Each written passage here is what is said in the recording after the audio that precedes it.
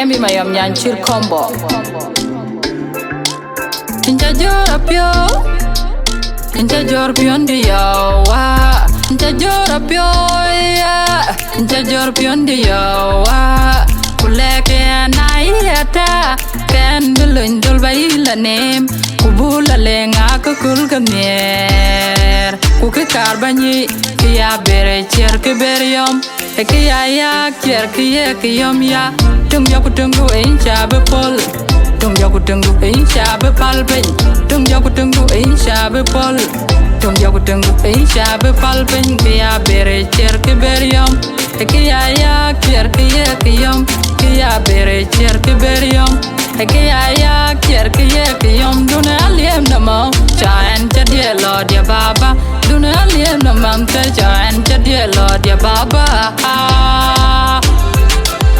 Na berin kain bata min ko ketier kain sinomer ane nyan tu janwar manyedang ane nyan tu janwar manyedang na mo chande rowin mo chdiak na mo chande diak in mo chungwan udiali penya bai wan gain chanyi diali penya bai wan gain chanyi no tung yaku tungu incha bepol tung yaku tungu incha bepalpen tung yaku tungu incha bepol tung yaku tunggu incha bepalpen kia bere cher ke beriom kia ya cher kia kiom kia bere cher ke beriom kia ya cher kia kiom duna aliem namo chaen chadie lo dia baba duna aliem namam te chaen chadie lo dia baba.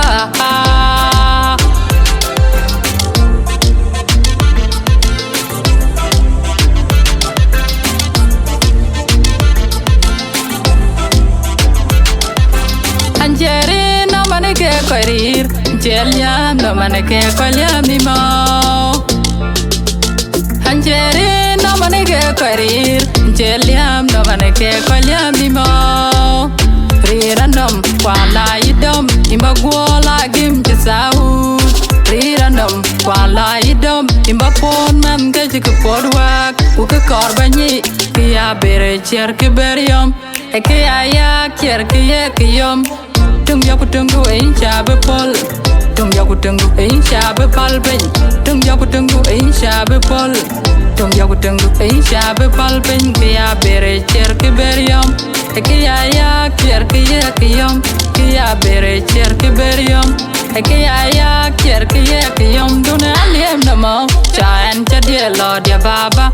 Duna aliem namam te chaen chadie lo dia baba.